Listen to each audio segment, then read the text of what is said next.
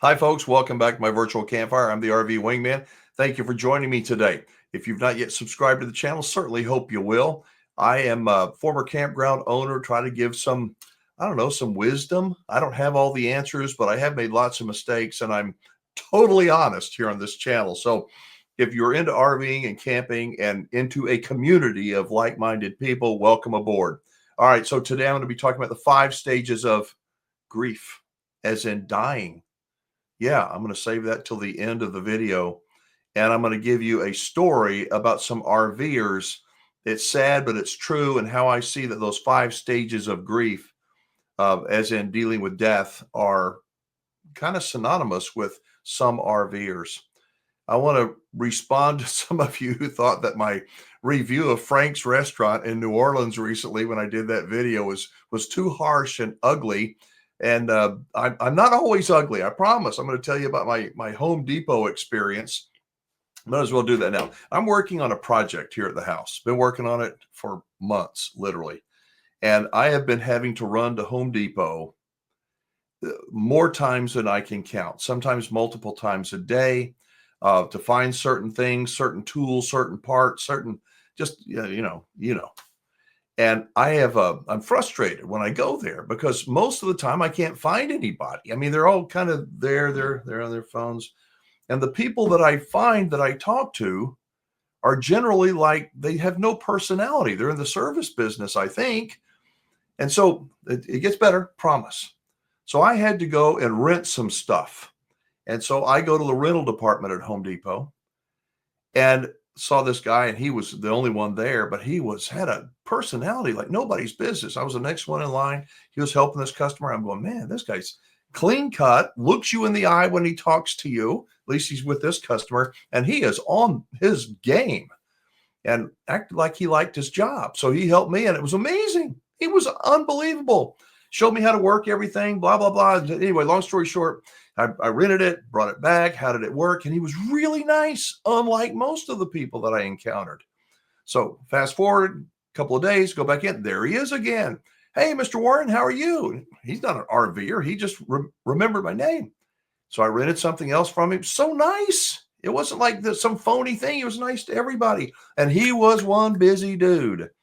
And so I'm thinking, man, I wish they had this guy all over there where I've been searching for months for parts, and this guy would actually help you. He was in the rental department. So I go back again to rent something else, and there's a new guy there. What happened to my guy? Because I was going to write a review on this wonderful young man that probably 40 years old. I mean, he was fabulous. Not there. Somebody else is there, closer to my age, and he was just as good. I couldn't believe it. Just as good. And we talked and talked, and he helped me load this thing into the back of my car. And I said, military, right? He goes, yes, Air Force. I said, I could tell. I said, not trying to push or, prod, but you and the young man that works here in this rental department that has helped me before are the 2 best employees in this store. And he was, grateful, but that's just what we do. So we started talking, and he said that his opinion was kind of like mine. We spend too much time on these damn things. And did you know that Home Depot, this is what I was told, Home Depot has classes where they have somebody to come in and try to teach people how to be nice and courteous and give good service. Can you believe that? I believe it. That used to be something that we learned as children, right? If you're old like me, most of us were taught how to say please and thank you and yes, sir, and yes, ma'am, at least a little bit of respect. Sometimes kids have not been brought up like that. Not that we are perfect at all, but there is some level of common courtesy and decency that is lacking across the entire retail spectrum. So what am I going to do? I'm going to write a review on these 2 men that helped me at the Home Depot. And just as scathing as my review was for Frank's restaurant in New Orleans, I'm going to write one at the opposite end of the scale. Because those 2 employees, they're stellar employees. Now, maybe I was just catching them at the right time, but I don't think so. They need to be recognized, just like those bad ones need to be recognized. And I don't know what I'm going to do, but it's going to take me a couple of days to write it. I just wanted to share that with you. And that was because many of you think that all I do is complain and gripe. Let me tell you something. It's not hard to complain and gripe. There's a lot of stuff to gripe about. But when I see something that is good and over the top, I'm a great tipper. I am, because I realize how hard these people work. And most of the time, not most of the time, but too much of the time, they're just expected to just continue to give and give and give. That said, I hate it when I'm, at some play a yogurt store, or we go in for a coffee and they do nothing. They pour a cup of coffee, go 20% tip, turn that thing around. Anyway, I digress. I just wanted to share that I am not always so negative. Let me talk about the 5 stages of grief. This was developed by a psychiatrist way back in the day. And the first stage is denial. Denial. Something happened. No. And it's, this was created about death, but it can apply to RVing. Give you that example in a minute. Can't be me. This can't be happening. Me dying? Me having a bad RV? Oh, I couldn't have been snookered. And then once you feel like, and you realize that you've been snookered, what happens? You go from denial to you're pissed off. We all are. We're angry. Angry. Why is this happening to me? I mean, seriously, why is it happening to me? You're angry. You're trying to figure it out. And then what do? You start you wrestle with yourself. How do I deal with this diagnosis? How do I deal with a crappy RV that I bought from a crappy dealer? How do I deal with it? You know what? I'm going to bargain with them. I'm going to bargain with God if I'm dying. God, please make this thing go away. Please if you do this, I'll do that. We try to bargain. We rationalize. And this is a process. And it's the same thing with grief or buying an RV that turns into a nightmare. And so when you are wrestling with, whether it's with the Lord and your health struggles or your bad RV, it's weighs heavy on us, doesn't it? We go into somewhat of a depression.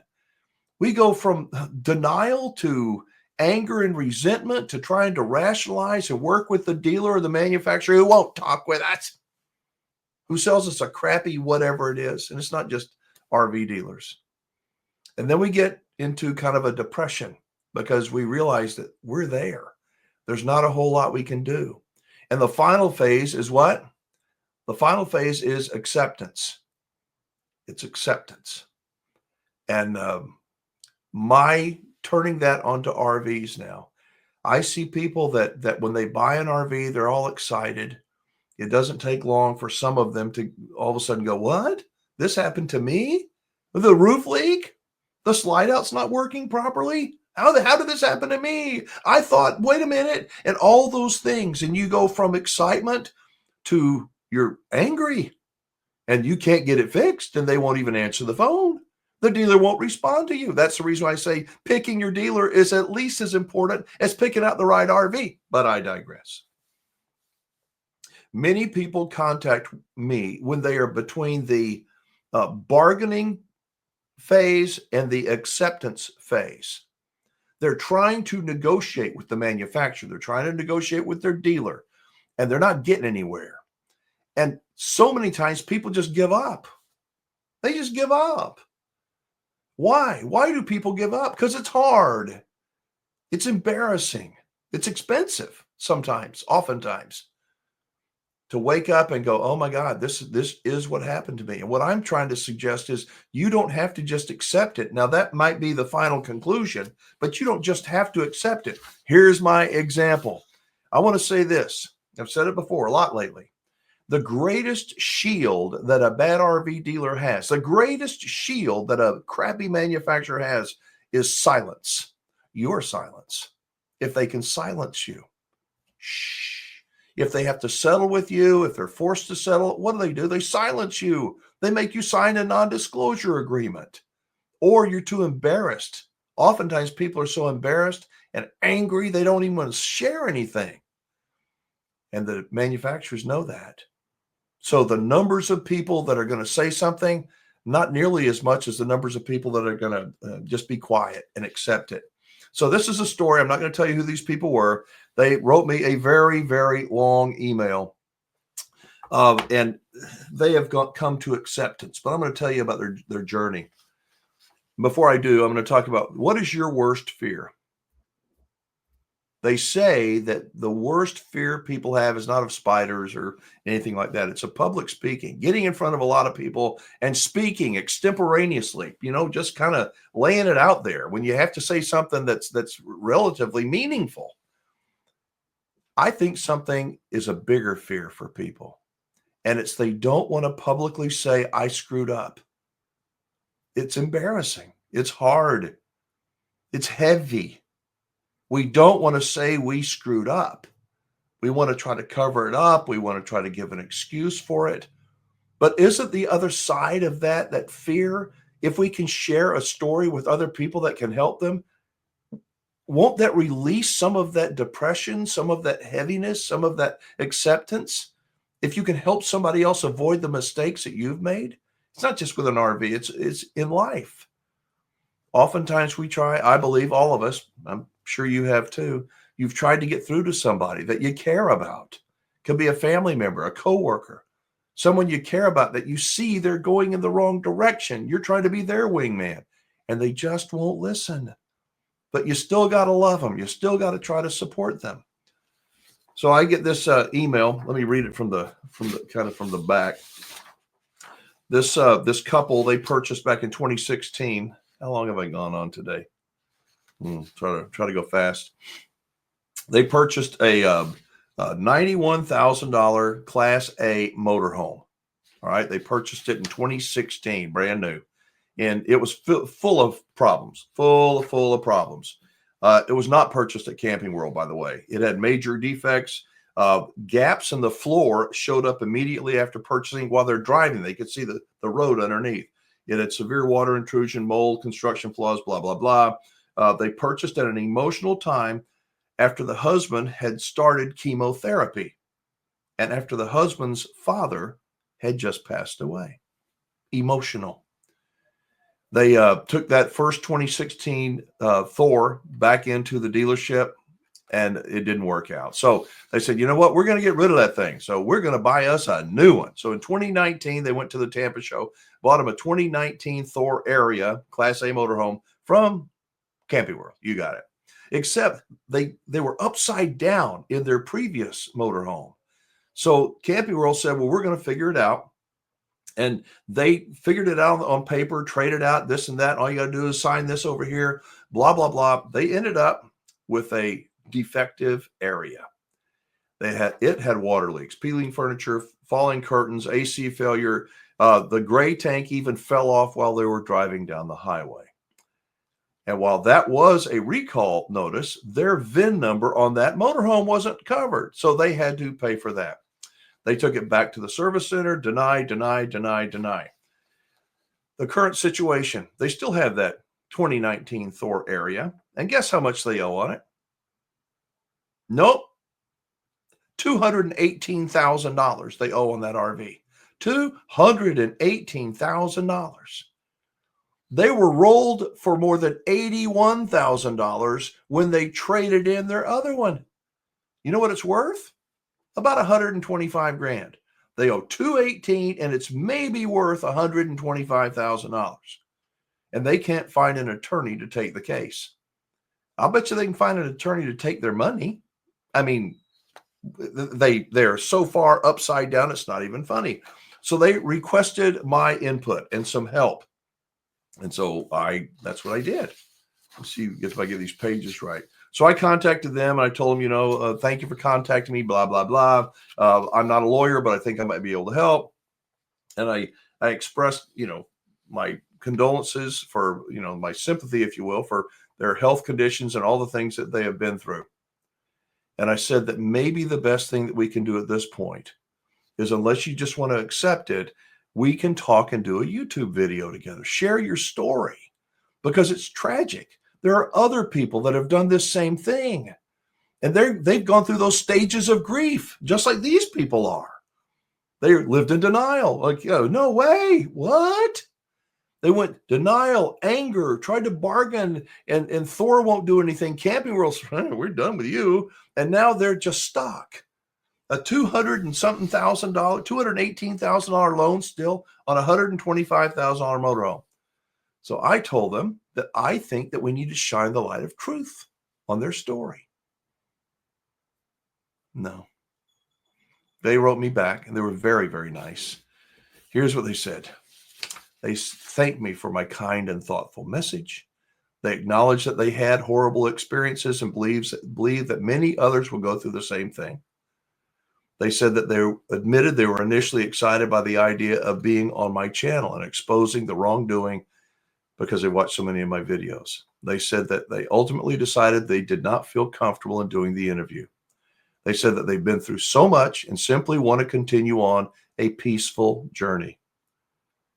They ended it with a heartfelt message and sending me positive energy. Silence, folks, silence. And again, I didn't name these people, and I know y'all are probably watching.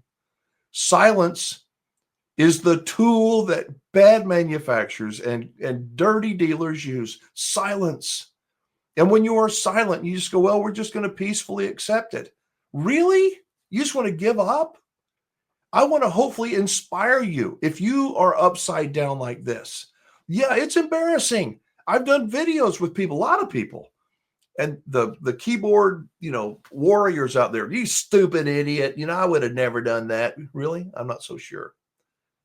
We all do stupid things from time to time. This is a community of people that are supposed to support one another. And I'm trying to not yell at anybody. I'm trying to encourage you to go, you know what? We need to share our stories, not to humiliate others. Isn't there enough of that on the internet? I think there is. We should share our stories so people won't get in this couple's situation. And if this channel only helps one or two people with a couple of videos, I think I've done my job. We're never going to get rid of the people that will criticize you. If you come forward and you want to talk to me, I promise I will be kind and thoughtful. I'm not going to make you feel like an idiot, but I am going to ask you some questions. Other people will try to make you feel like an idiot, when the truth is they're the ones. They are the ones. You stupid. They're the ones, like little children in kindergarten. I want to hope that today's message kind of resonated with somebody, and that you guys will call me if you have a problem. I will get back with you. I'm driving about 4 hours here next week to go check out an RV. I'm not getting paid for it, not getting gas money. I will get a thank you, I'm pretty sure, from the person that owns it. But it's such a piece of crap, high dollar RV. Apparently, I said, I got to lay my eyes on this thing before we do a video together. I want to invest in trying to help people have a positive experience. I really mean that. I work with a small handful of RV dealers. I call them America's most trusted RV dealers. People that I have vetted, people that I know. I have known them for years. They are the best of the best in this business. You can buy an RV from anybody you want. Of course you can. They won't let you end up like this. I don't believe that a reputable dealer would bury somebody by $81,000. Hocus pocus, and here, just sign right here. These people aren't young. Many people watching this channel aren't young. I had a guy the other day I hadn't got back to him yet, left me a voicemail message that he went to Camping World. He's a 77-year-old guy. And Camping World adjusted the numbers because they made a mistake. Of course they did. And adjusted the numbers. And they gave him a 17-year loan on his RV and added all those extra fees into it. So I'm going to try to help him out. But sorry for rambling on so much. I know I'm at the 20-minute mark. Thank you. Thank you, everybody, for watching. If you have not yet subscribed, I hope you will. Give the video a thumbs up. If you like some of this campfire honesty, because I think that the only way we're going to improve this industry, we're going to see dealers improve, is to remove that silence and do it with kindness, but directness, and be honest. Expose the bad actors for who they are. My name is Alan Warren. I'm the RV Wingman, hoping that you will be the best person, the best wingman or wingwoman for everybody that you come in contact with. And going back to my reviews, if you experience excellent service, don't be silent about it. Recognize those people. And if you have a bad experience, recognize them as well with something besides saying, I hated it there. I'd give them -1 if I could. Try to articulate yourself. Take some time writing a review. Businesses appreciate it. I think other consumers do too. All right, y'all be safe. Have fun, play nice, and don't leave your good manners at home. I'll see you again soon. Bye-bye.